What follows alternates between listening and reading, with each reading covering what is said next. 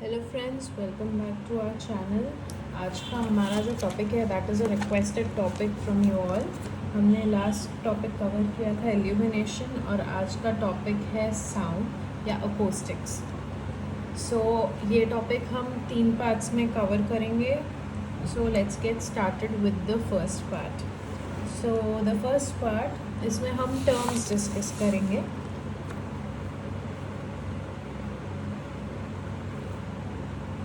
सो हमारा first term of discussion है wavelength.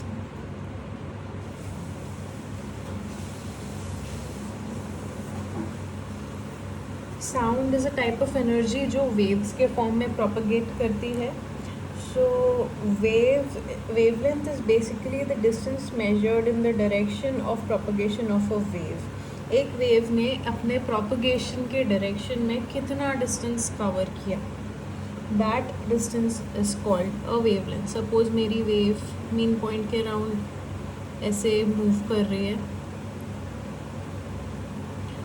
ये एक wave is starting from here, एक क्रेस्ट एंड ट्रफ लेने के बाद एंड मीन पॉइंट पे वो यहाँ पहुँच रही है एक साइकिल कंप्लीट करके।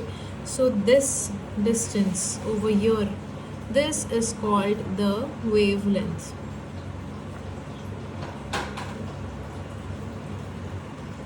This is wavelength. Our next term is amplitude. Amplitude is basically जो मैक्सिमम डिस्टेंस एक साउंड वेव के पार्टिकल्स या कोई भी पार्टिकल्स एयर पार्टिकल्स मूव कर रहे हैं फॉर द वेव प्रोपगेशन, जो this maximum distance, this is called as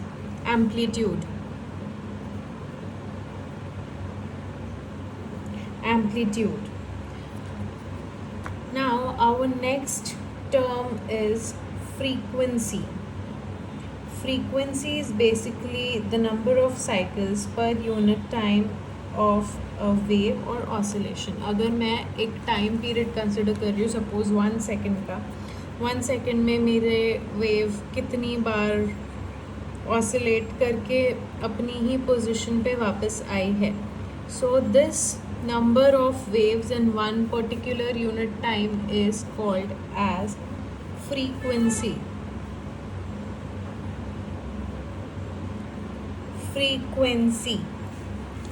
Our next term is wavefront. Wavefront is basically a surface of a propagating wave composed at any instant at any point. Suppose मेरा ये source है, इस source से मेरी wave इस direction में move कर रही है इन द फॉर्म ऑफ, हम इस फॉर्म में समझ सकते हैं एक 3D फॉर्म में। तो ये जो सर्फेसेस है at any point, these surfaces are called as wave front या surfaces. Okay, so our next important term over here is Doppler effect. Doppler effect is basically जब एक source of sound is moving farther or closer to the listener or observer, जितना भी distance उस source का बढ़ेगा उतना sound intensity observe कम होगी। So, exact words में, an apparent shift in frequency occurring when an acoustic source and listener are in motion relative to each other. Suppose ये मेरा source है और ये एक observer है, and this observer has started to move forward. इस source में से मेरे sound waves कुछ इस तरह से जा रहे थे एंड यहाँ पे कोई एक फ्रीक्वेंसी पे ऑब्जर्व हो रहे थे ऑब्जर्वर के पास। अब जब मेरा ऑब्जर्वर शिफ्ट करके यहाँ पहुँच गया but my source is still at the same point, या फिर ऑब्जर्वर मेरा वहीं पे है, मेरा सोर्स शिफ्ट हो गया, तो the frequency has changed but the frequency from the source is not change, but वो ऑब्जर्वर को चेंज्ड फील होगी loudness कम feel होगी. This particular effect is called as Doppler effect. I'll write it down for you. This is important.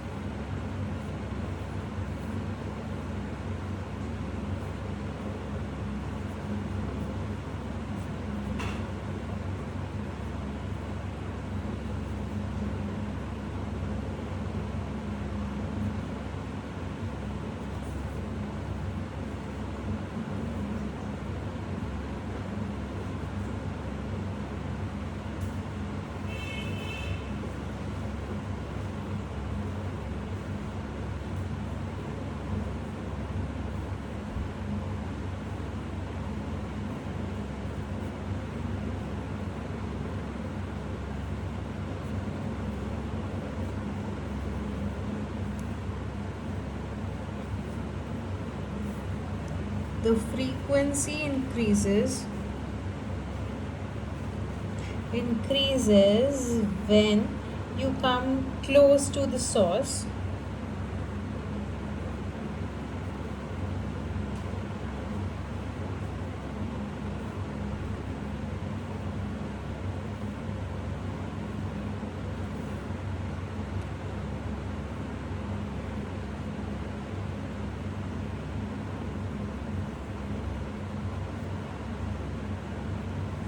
and vice versa. It decreases when the listener is farther away.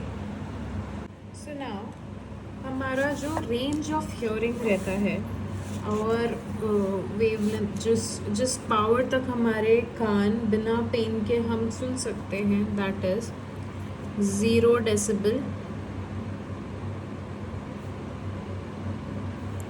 Decibel का symbol है small D and capital B से लेके 130 decibel. This is also 20 micropascal.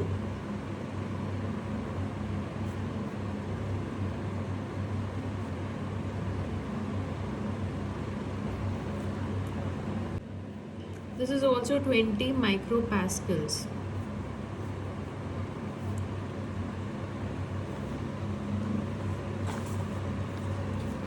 Now, sound can be measured at 3 different points. पहला है एक source, दूसरा है एक intermediate part जो एक हमने wave front पढ़ा, and तीसरा है जहाँ एक surface या listener को वो experience हो रहा है. So, जहाँ से वो propagate कर रहा है, जहाँ से वो generate हो रहा है, वहाँ पे हम measure करते हैं sound power. जो इंटरमीडिएट पार्ट है यहाँ पे हम मेजर करते हैं साउंड प्रेशर.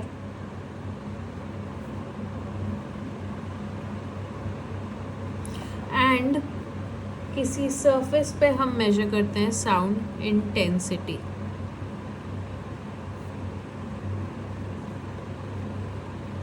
किसी सरफेस पे या डेस्टिनेशन पे. This is called sound intensity. Power हम किस में मेजर करते हैं? पावर जनरली भी हम मेजर करते हैं इन the terms of what. 8 what का बल्ब है या किसी भी चीज़ को मेजर करने के लिए, किसी भी पावर को मेजर करने के लिए the term that the SI unit that we use is watt. Now sound pressure को मेजर करने के लिए वी यूज़ पैस्कल्स. जैसे हम एयर प्रेशर भी मेजर करते हैं, that is also measured in pascals.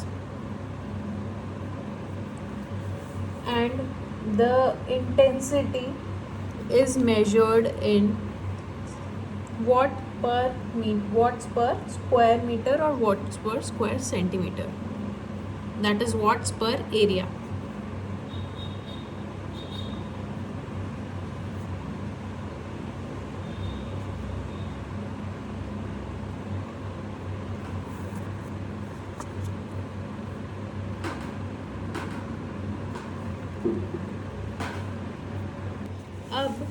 Since all of this needs to be studied at different points at a time, so हम के इस ब्रांच ऑफ फिजिक्स को हम बोलते हैं अकूस्टिक्स.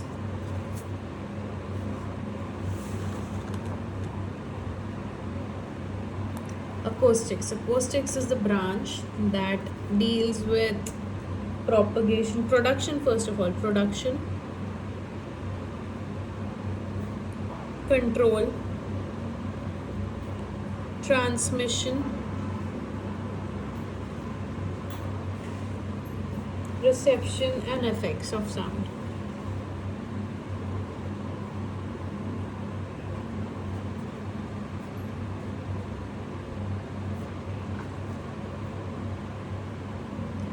साउंड को डिटेल में स्टडी करने वाली ब्रांच इज कॉल्ड अकोस्टिक्स.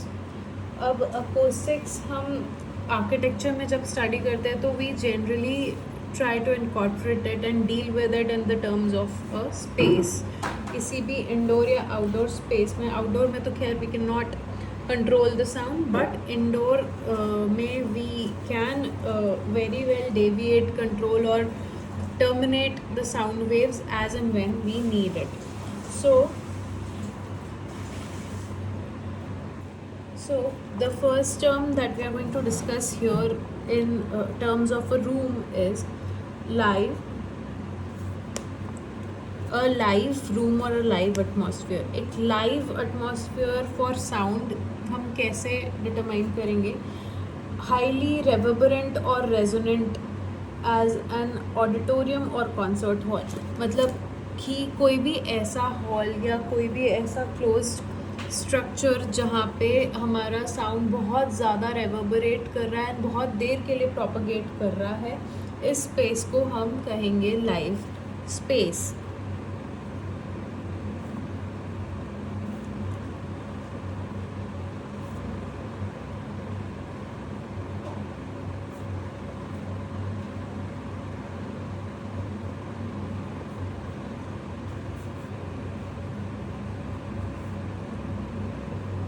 अब to make a space live, what do we need? We need spaces, we need such structures in the spaces installed so that हमारा साउंड बार बार reflect हो instead of getting absorbed.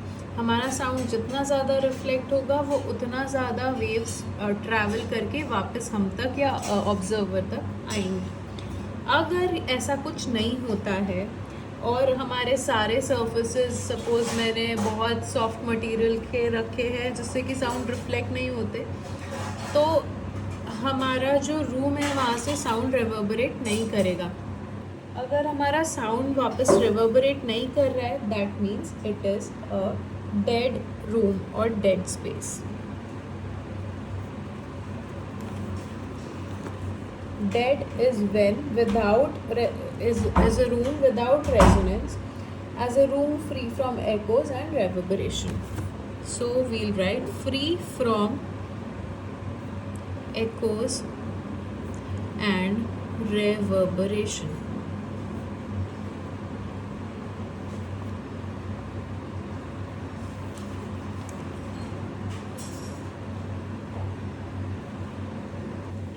Now suppose कि एक बहुत बड़ा सा hall है, एक ये मेरा ऑडिटोरियम है एंड मेरा स्पीकर यहाँ पे कहीं खड़ा हुआ है, एंड जो मेरा ऑब्जर्वर है that person is sitting somewhere here. अब to make my sound reach the observer properly, मैंने क्या करा, मैंने यहाँ की रूफ को कॉनकेव कर दिया, just like your concave lens in light.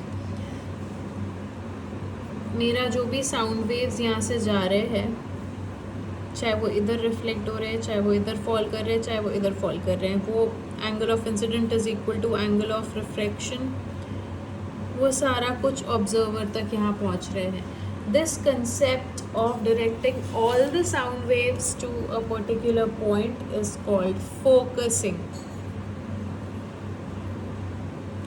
Focusing the sound.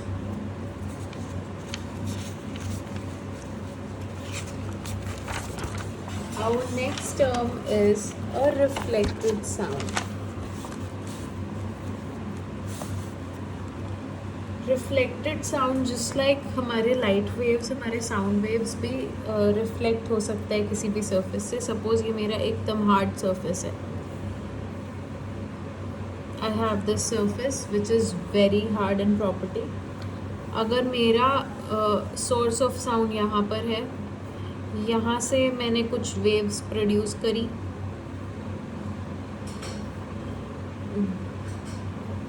उन वेव्स ने यहाँ पे उस सरफेस को जाके हिट किया and they are reflected back like this. Angle of incidence is equal to angle of reflection and they are reflected like this. These sound waves जो reflect हो गई, ये है reflected sound.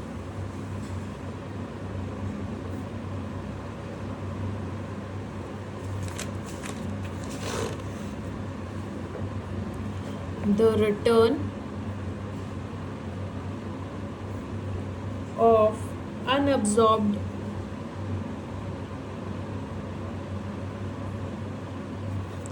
airborne sound after striking a surface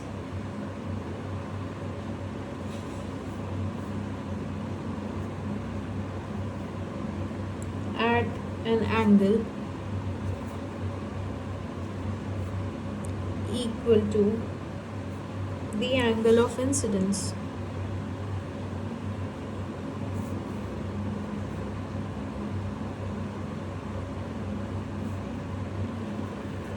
This is called reflected sound.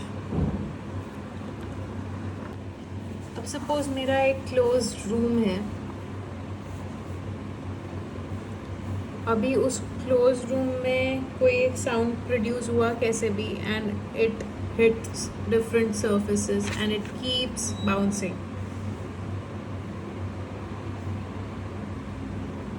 ऐसे करके it is bouncing back and fourth and it is persisting for a few times, a few seconds. Then this particular process is called reverberation.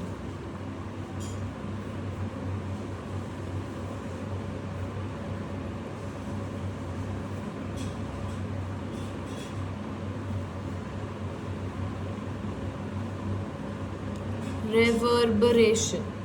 Reverberation is basically the persistence of sound.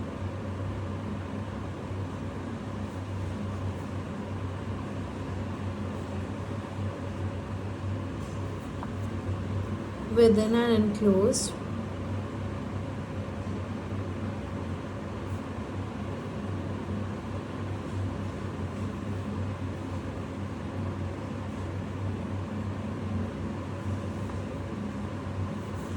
this is caused due to multiple reflections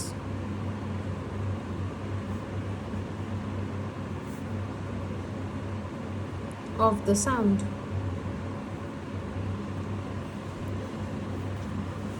Okay.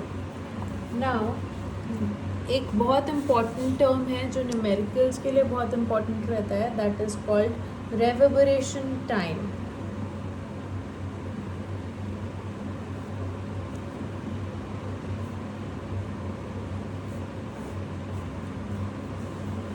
Reverberation time is the time in seconds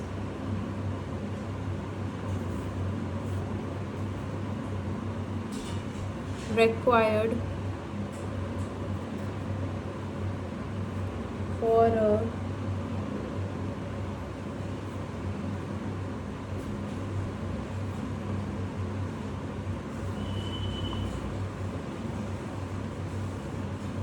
sound made in an enclosed space to diminish by 60 decibels.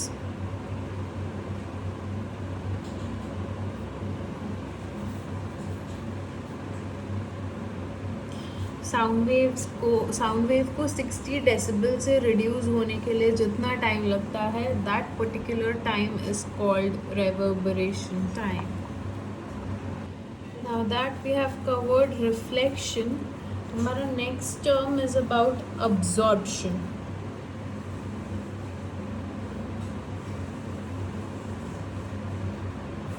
Absorption. The interception and conversion of sound energy into heat or other forms of energy by the structure of a material measured in Seban or absorption unit.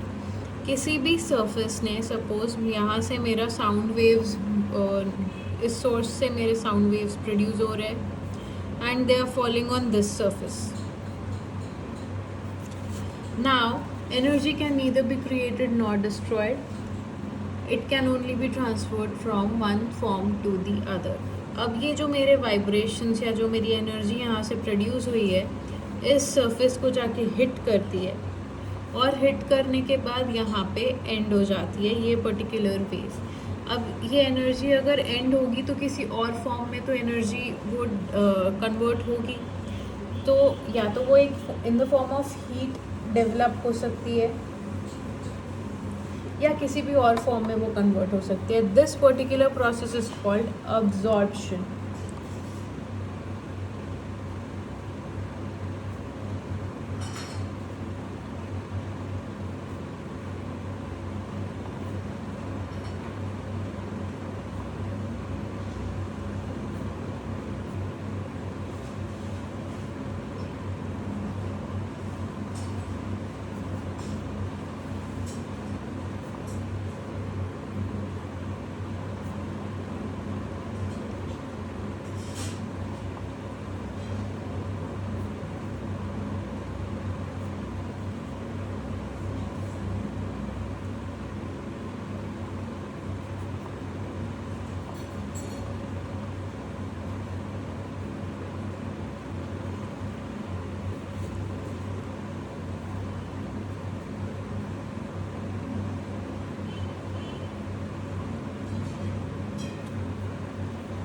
And it is measured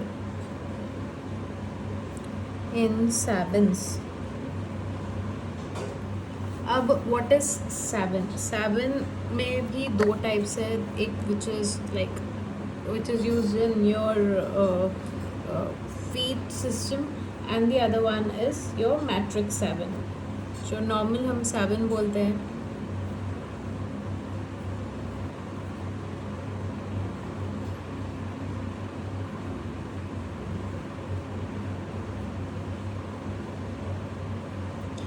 sound waves जो एक square feet surface absorb करेगा that is feets वाला Sabin, और sound wave एक square metre of a surface ने absorb करा that is called as metric Sabin. I hope आज का लेक्चर आप सबके लिए काफ़ी हेल्पफुल रहा होगा और आप सब इसे एंजॉय कर रहे होंगे. हम नेक्स्ट वीडियो में डिस्कस करेंगे measures of making sound reflect or intentionally making sound reflect or intentionally making sound absorb. उसके लिए हम क्या आर्किटेक्चर मेजर्स लेते हैं, हम some of the steps we are going to discuss there. So let's catch up later. Thank you.